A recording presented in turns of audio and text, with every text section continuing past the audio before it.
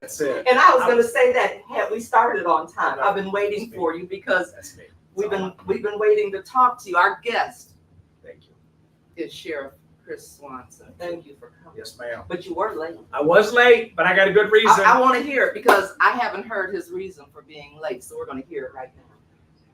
This is a good reason. You're going to feel bad because I first walked in, I was landing for Grace and Mercy. He gave it to me. Yes. And then you gave it to me. But I was on a conference call that I had to take and went a little over with Kyle Kuzma's foundation. Okay. So Kyle Kuzma's from Genesee County. Right. He donated to the Y. He's, went to Bentley. He's a great dude. Mm-hmm. And him and Winnie Harlow, they're a couple. I met them like 3 years ago. Anyhow, he's got a big fundraiser in September. And I'm their auction entertainer for the celebrity golf outing. And so I was talking to his team, and they kept going with details. And so this is all for Kyle Kuzma, Winnie Harlow, what they've done for the jail, what they've done for this community. Mm-hmm. So I take responsibility, but it's for good reason. And that is a good reason. So Kyle's the real deal. We'll excuse you. Thank you, man. We'll excuse you. Don't want to make the mayor mad. And he carries a gun, so it's mutual. It's mutual. But I'm glad you're here. I want to say thank you because you know what? Sometimes we've both been in the national spotlight before, and sometimes it's for things where you're excited. That's you're right. Like yes, and sometimes you're like what? All right. Okay. Yeah. So, but and so you were just in the national news. We're going to play a clip from that because I remember when it came out, and maybe I'm going to save some of this for after the clip. People were sending it to me and asking me questions. And I was like, no, I'm just not hearing about this, that kind of thing.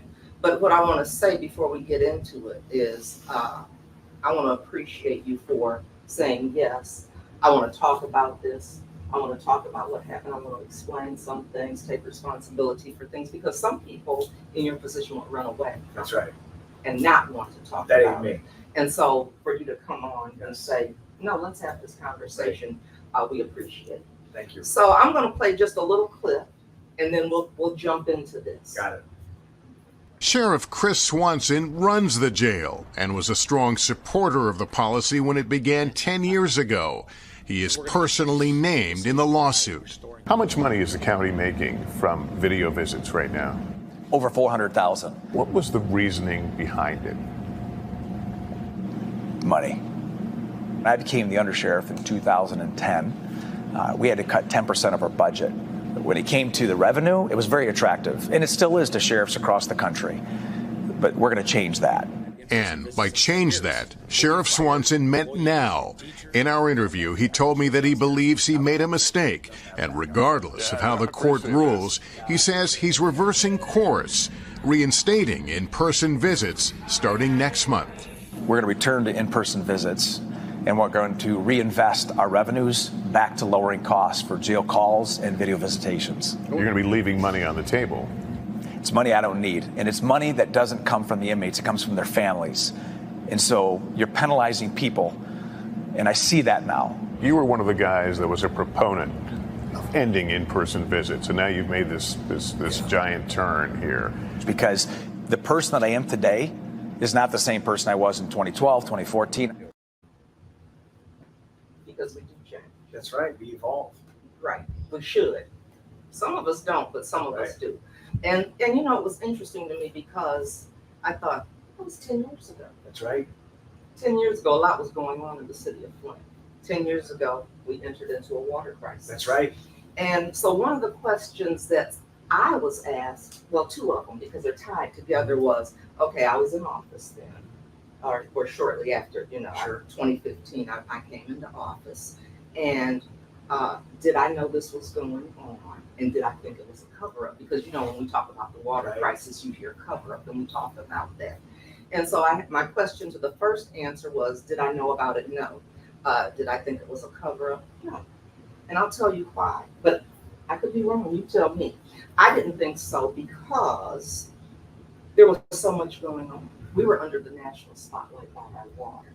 And everything Flint was water. That's right. And so even there were things I was doing in office when you talk about the opioid lawsuit. Yeah. People didn't know we were doing that. Right. The money came after I was out of office. That's right. So people said, we didn't know about that. But You didn't know about a lot of things. That's right. Because it was a water crisis. And so I think a lot of things got overshadowed and we didn't have conversations about it because of what was taking place. And so, and the other thing is, I want to be fair because you were not the sheriff when this took place. So that's where I want to start, and that's how I want to lay this foundation. But the other thing that struck me was 10 years ago, Flint, and I don't know if I say Flint, Genesee County, we were in a whole different mindset because the emergency manager had been here. Yeah. And it was like everything was profit, profit, profit. And we talked about it being profit over the public health and well-being of the people. And so this was something that was started for profit. And that's what you talked about. That's right. And so you've changed. So what has taken place? Because you've evolved, you said. Yeah. Well, I think you bring up a great point. I think people that are not in the know, they don't always understand the vision, they don't understand the reason, but you got to trust the person. Okay. And during that time period, and I take full responsibility no matter what happened before as the sheriff now, because that's what leadership is. Yes. It's not always about sunshine and rainbows. You know, it's about if something happened, you got to own up to it. And that's why I was able to do it in front of Lester Holt. But you're right, that a decision was made 7 years before I was sheriff. Okay. And, you know, in 2020, when I took office in January, 3 weeks later, we had COVID.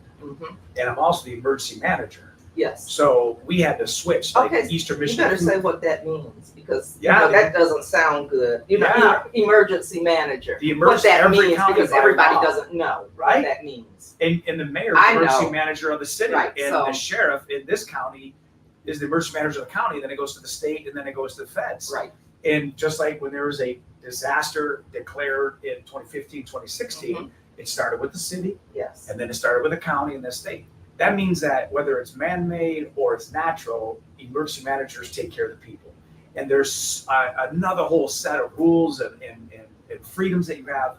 But that's what happened during COVID. But we're talking about emergency management within. Within. We're talking about local, city, state. I mean, city, county. We're not talking about when your municipality is taken over by the government. Right. So this That's is different. right. And so I just want to be clear with people. These are just for For disasters and emergencies, crisis. who manages it, and Right. that's what it is. That's right. In this county, it's been established that the sheriff. Right. So within 3 weeks, we're I've got Eastern Michigan Food Bank and all these different sources that have shut down because of COVID. COVID took 4 months to get over the first wave because there was multiple waves. We're serving 1 million pounds of food to people. We're doing this. I deployed the churches, deputized 45 faith-based leaders March 16th, and all that's happening. And then George Floyd gets murdered.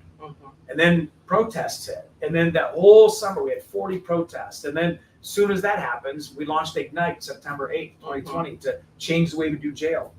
Ignite's taken my attention. And then we have people coming in that were ambassadors that we now hire as, community engagement officers, John Allen Percy, returning citizens. And then you have ghosts doing it. So there's just a lot of attention. And what I didn't see was the need for in-person visits to be restored. It wasn't even on the radar. We were already doing it with Ignite graduations, motherly intercession, fatherly intercession, do Mother's Day events, Father's Day events. But what happened is in March of this year, I got served this lawsuit. And because we have video visitation through a major company, there's another major company owned by Tom Gorse, who owns the Pistons. Right. This has been Who was also named in the lawsuit. Correct. Is it St. Clair? St. Clair County. That's Correct. right.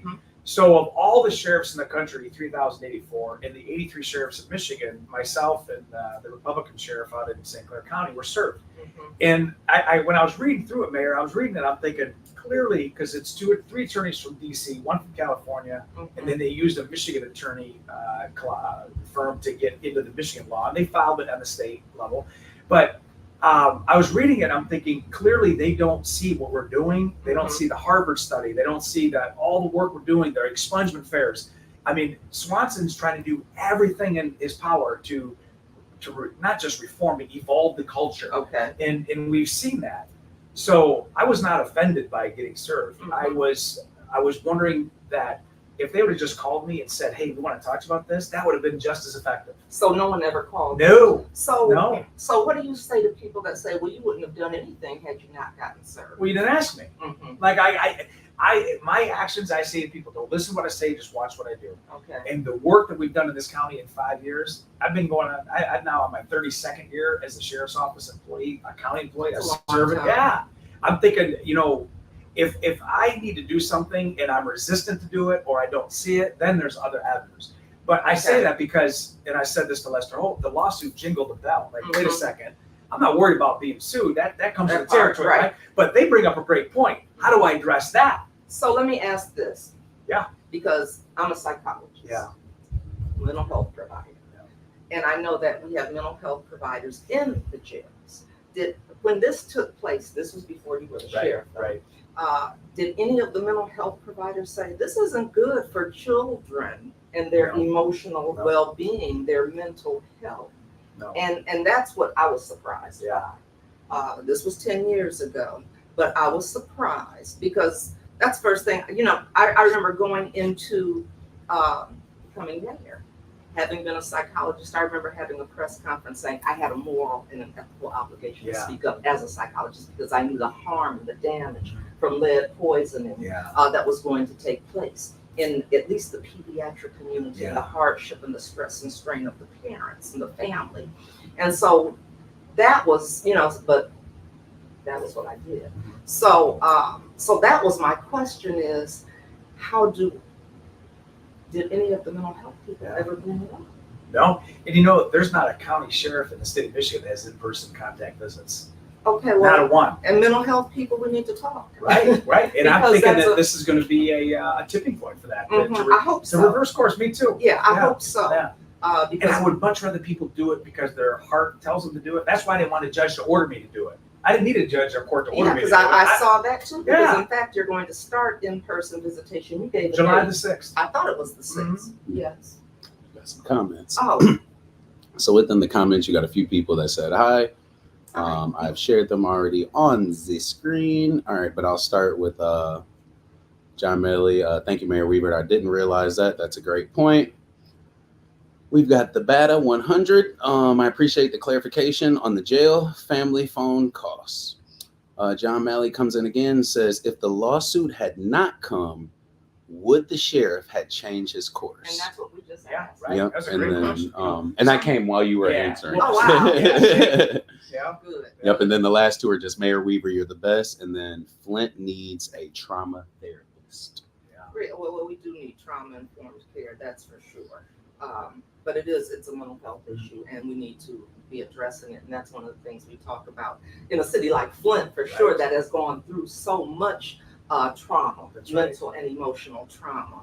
And so how do we look? And I think that was, I know that was why when I was in office, we did health and all policy. Yeah. Because we wanted to make sure we were addressing those mental health issues. And so here's an opportunity for those kinds of things to happen.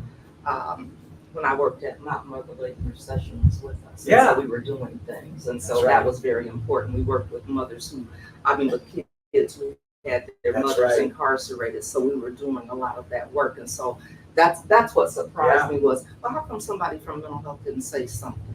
Because that's what you have people there for, because you can't do everything. I couldn't do everything. That's why I had a police chief, a fire chief, a chief legal. That's why you have those directors, because you're not a professional at everything. Right. So and people have a responsibility, and they do. So that was one of my questions. But okay, I have another point. Yes. Because you have a boss. I mean, there's the county commissioners. They're over the budget. The money didn't come directly to you. It goes into that budget. Did it come up with the county commissioners? Because people don't understand how government works here. And they don't understand the importance. A lot of people don't even go to the county commissioner meetings because they don't see how it's tied into local politics and what happens in your day-to-day life. Right. And we need to educate people on these connections so we can be a stronger, better community, and we can advocate for things better. So anyway, go ahead. So that's a great point for people not, to be unclear is to be unkind. So no matter what government branch or level you're talking about, they have three branches: the judicial branch, the legislative branch, and the executive branch. The judicial branch are the courts. The legislative branch are like the city council, the county commissioners, the House and the Senate of the state. But the executive branch leaders, mayors and sheriffs, Mhm. our boss is the people. Right. We don't answer to the city council Mhm. or the commission. We work with them. We're coalesce. Right.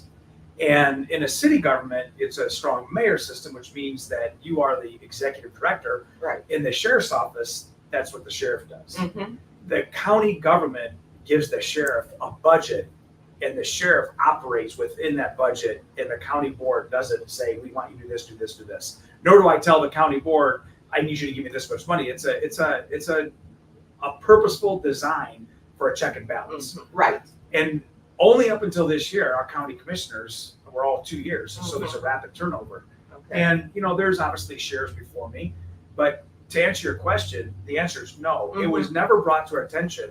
And I am so embedded with the community that it was never an issue that somebody had been continuing to bring to me, like, hey, what about this? What about this? It literally was the first time I thought in-person visits, like, it's been 10 years.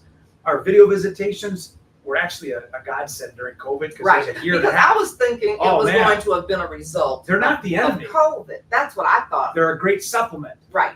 but they should be the primary face of connection. Right.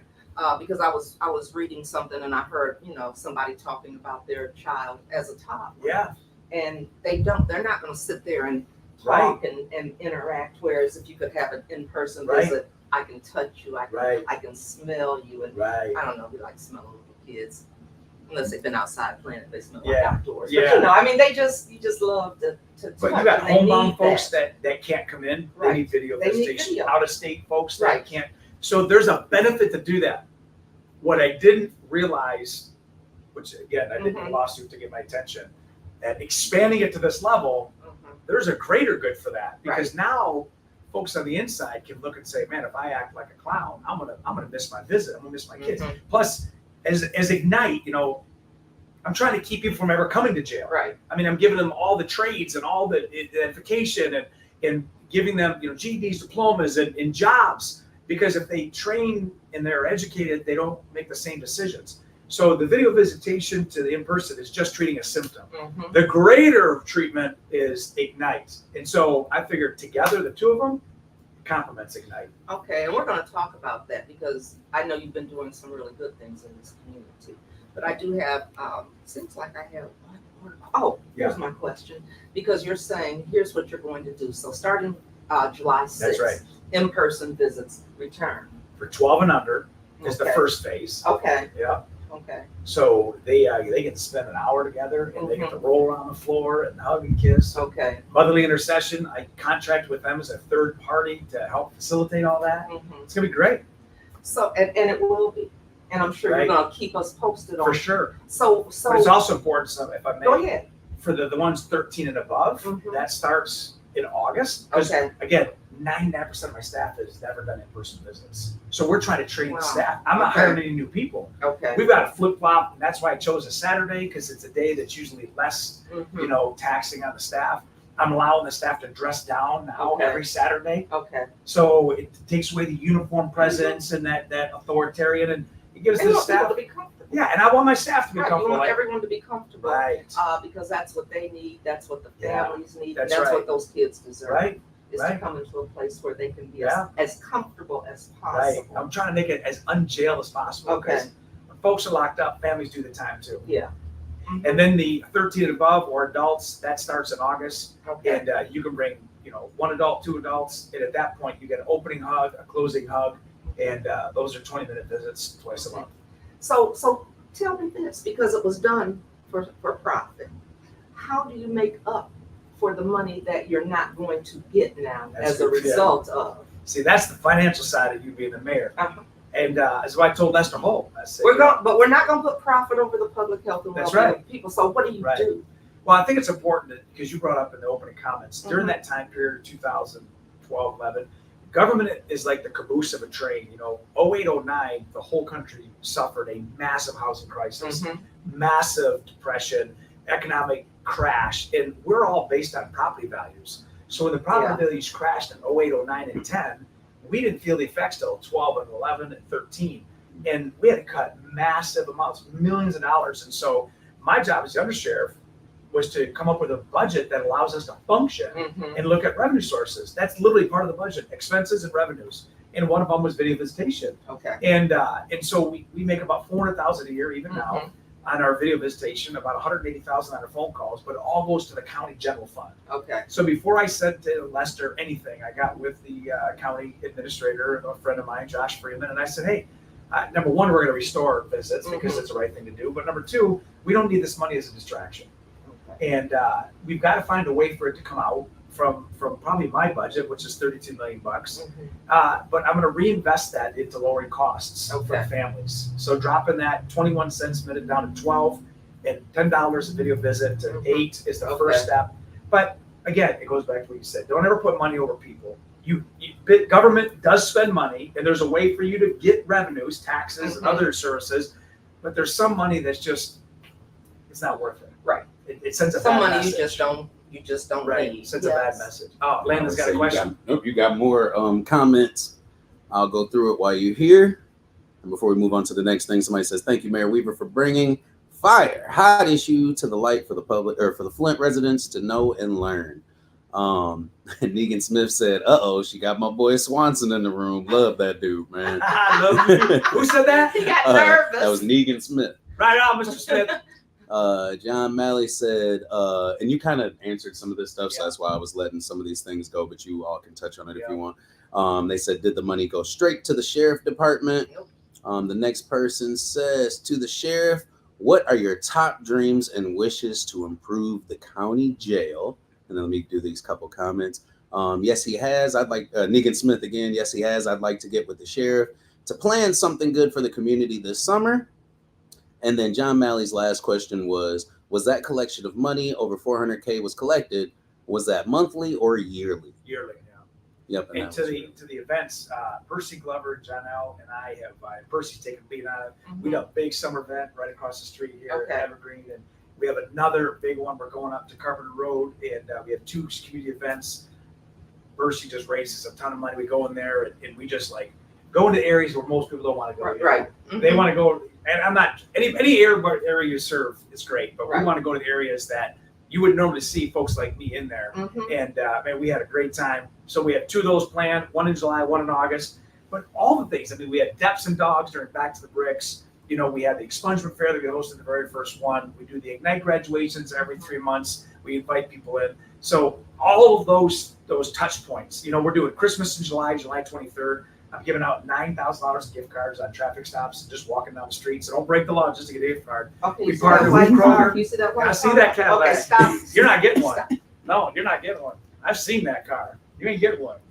Landon's getting one. He's gonna buy, he's gonna buy 50 more sausage McMuffins. You're gonna. I'll feed him 50 I'm a ride with breakfasts. Landon and That's One right. of both hands. That's I'm going right. to get pulled That's over.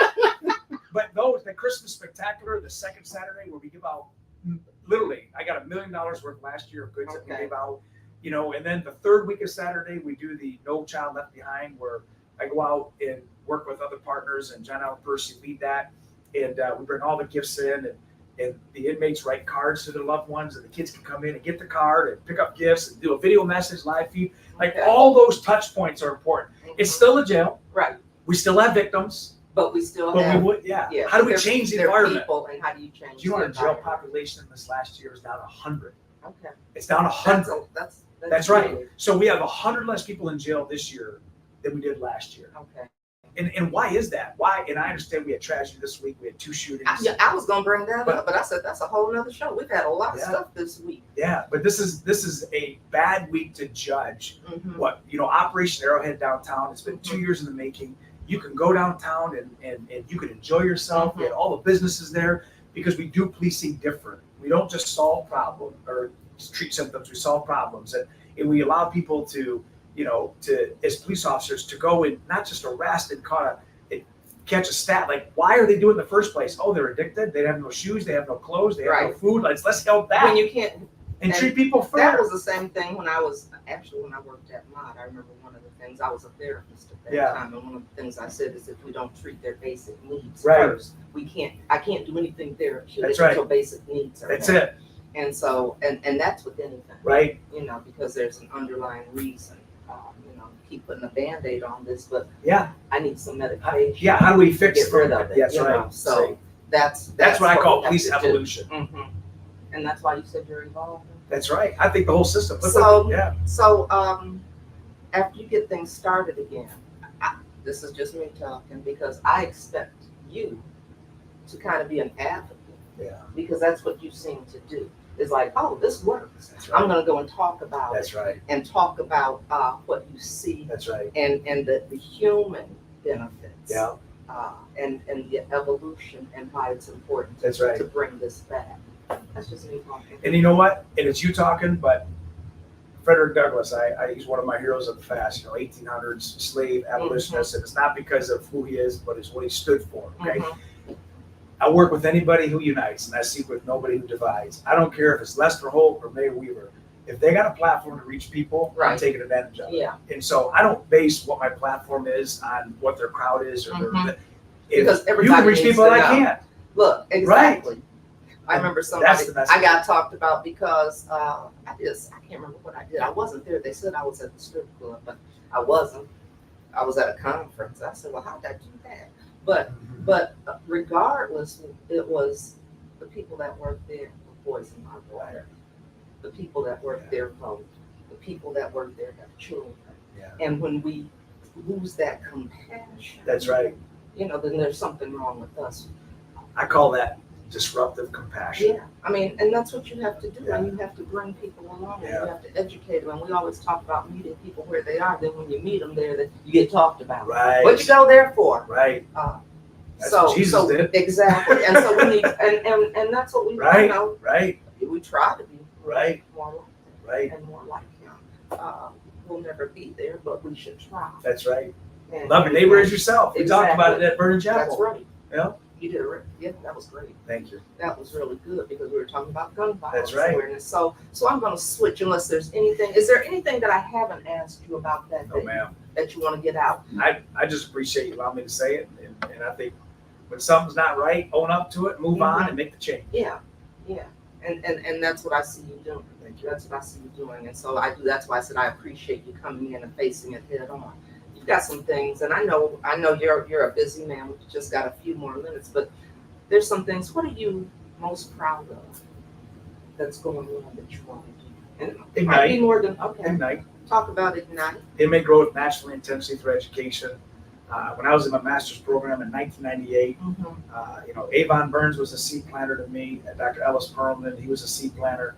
And when I wrote my thesis about what reduces crime back in 1998, little did I know it was a seed that was planted, and it was hope, value, and education. Okay. And I just come off a dope team in Beecher, and I was working with the, under a Bill Clinton crime bill in 1990. I remember that. Yeah. And it did. Yeah. It worked. It worked. And I compared what really does work. Mm-hmm.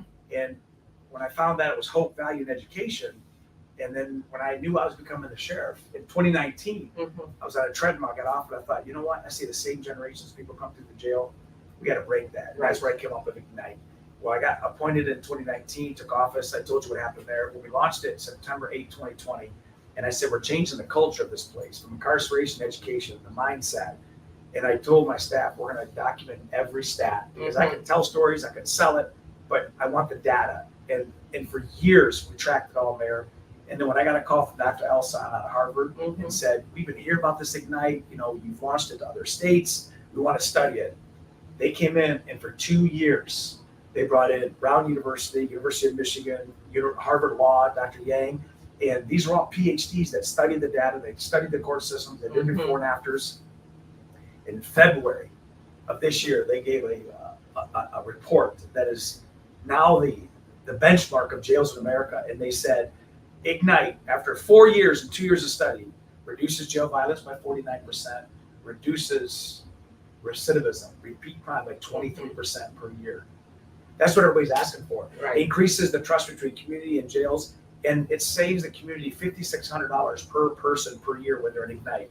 So those 100 less inmates cost Genesee County and Flint $560,000 less dollars because we have 100 less in there because it's $70 a day to keep people, and it's $5,600 on the social costs. But that's not what I'm most proud of. Okay. Because once I read the report and I'm reading it, and it's very academic, and it's Harvard, Mhm. and it was submitted to the Harvard, School of Economics to be published, and these are PhDs. They took it to 4 different, and this is a PhD. They took it to 4 different environments where they tested among their peers. They did peer reviews, and they asked poke holes in the study, and they couldn't, because educating individuals is the answer to reverse anything. So and maybe they can make it can be listed as a best practice. 100%, not just for jails. Right. Any population that you're wondering, well, how do we get them out of this? Give them hope, give them value, give them So education. you know what? Right. And hope is so important, and that's what we talk about, because when you lose hope, what do you do? And we've noticed that when you talk about mental health and you talk about depression and suicide, and when a person loses hope, then we've lost. That's right. Then we've lost. The most dangerous individual in jail is not by the charge. It's the one who has the least hope. It's the one that has the least hope. Yeah. And those are the ones in depression, when we talk about those that have lost hope, they end up on suicide. That's right. Because they don't see any other way Right. out. And so when I heard you talk about hope, I'm like, because So it you come to our next translates graduation July the 9th. July 9th. Yeah, Okay. Darren Woods from Detroit, and then Lacey P is my keynote, and we have well over 30 graduates. July 9th, I'll text you. Yes, when you feel it, when you see it, right. You're like, I cannot believe this is happening. And it's contagious. Hope is contagious. This is our 28th commencement. Hope is contagious. Not graduate, commencement. See? Yeah, I know. 4 years this September 8th we've been launched. Okay. That's what I'm most proud of. There's a lot of things I'm proud of. I was gonna say, man, this is setting the tone, Well, I'll tell you what's been different for me. Yeah, what? Is I was at home. I was gonna say it was a knock, but I think they rang my door bell. And I opened the door, and who was it? Some of your guys. They're going around knocking on doors, talking to people, giving out. You live in Arrowhead District, don't you? So, Say, problem solving policing. Right, and that's what we need to do, is have the You didn't expect it, did you? No, but yes. Good job. Nice I job, County. didn't expect I didn't even know that. But I expect it from you. Oh, see. I know. Let me retract That's that. a good thing. That's what I'm most proud of, is when people say what you just said. Okay. So I said, oh wow, look at here. Look at here. Look at here. That's what I said. And they left me some information, and I kept the card. When was that? How long ago was that? That was just a few months ago. Oh, that's awesome. Yeah. Because it just got, it was before this spring, summer started. Right. I love it. And I thought, okay. Yeah. So I have noticed that. Yes. And I just have never said anything. That's to you. beautiful. And but I just thought about it. Yes. We got about a few minutes, so Okay. I'll read some of the comments and catch Let's up hear on some it. of these comments. And then I'll start our. All right, so Sheriff, we have so much confidence. We have so much confidence in you. You can do anything to help Flint, or if there's anything you can do to help Flint, it's out of control, and they don't have no kind of plan. They need help. That was just somebody. That was just somebody. Yeah, that was Mr. Malley, but that is a lot of discussion, and like you said, Arrowhead District. My comment to that and any other concern, like, what about this? What about that? Control your controllables. You can only control what you can control. And if you want change, get involved. Get involved. And we need people involved, and that's what I used to. I mean, I've had that conversation a lot, and that's why I've stayed involved. I said, you know what? Sometimes people think they get me out of the seat. I make another one. Right. And you stay involved, That's you stay engaged to be impactful and make good things happen. I'm sorry. Now, just so you know, I messed that comment up just a little bit because I'm reading from the side, so don't judge me. I'm putting my best Grand Blanc education on this. But Negan Smith said, I'm also planning a summer cleanup in the community. If anyone would like to join, definitely can give out my contact information. The company I own is sponsoring a cleanup event in July.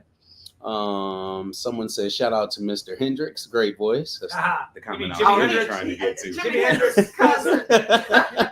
I'm sticking to it. I'm sticking to it. Okay. Someone said, again, number 1, Sheriff, hire more trauma therapists ASAP. Number 2, big dream wishes to improve this jail. And I guess that was one of their questions, and you did kind of go over that as well. Some of your jail's a lot different now than it was. Guarantee that. Still jail, but better. Right. Yep. And then someone said Dr. Avon Burns, great Flint community contributor. And then Mr. Negan Smith put his company in there. It's called GIG Facilities Management. So y'all look out for him. Okay. But other than that, we start our countdown. Yeah, we're gonna start. And Good. well, you know what? Did we not cover? No, you know what? No, we're not going to cover everything. You'll just be back. That's right. Yes, ma'am. We'll just be, we'll just be back, and we want to keep information to the community because I think we have a responsibility to inform and educate our community. That's right. And so that's what we're trying to do. So I want to say, I'm glad you came. We've got less than 3 minutes. Got it. What do you want to say to the audience? So when you see a sheriff car, on 3 sides, you're going to see 3 words. When you walk in the main door of the sheriff's office, you're going to see a big rug with 3 words. When you go to records and you want to get an accident report, you're going to see another rug with 3 words. And all of them say protect, serve, and unify. Okay. And it was that third discipline that we have missed.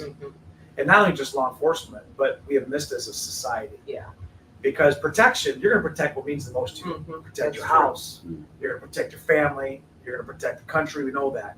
As a sheriff, I want to protect people, and I don't ask where they worship. I don't ask their affiliation. You call 911, we're going to come and take care of you. We're going to protect the vulnerable, mentally ill, pets. I have about pets. Don't mess with pets. Vulnerable adults that are elderly. Of course, victims of human trafficking. The protection side's always been there. We're going to bear the sword and slay the dragon. The service side of it is you have to be intentional about serving people. The Bible says to be first, you must be last, and servant to all. And servant leadership is you got to be on the front. You got to be out there setting the tone, like what Mr. Smith's doing. We're going to have a service day. Like that takes time. And when you give somebody your time, you're literally giving them a part of your life. That's a big deal. It's a big deal. And so when you see service on the side of a police car that says sheriff, just know our heart is there to serve. You need something, you stop a sheriff's car, and that's it. But the third part is unity. And George Floyd taught me that. My dad and my grandpa were both Detroit cops. My dad and my grandpa were both in riot, 67 and 45. And that day on May 30th, when in 2020, we were going to tip it and yet do another negative story, but the community said, wait a second, we're gonna do something different. We walked. I realized how important unity is. Yeah.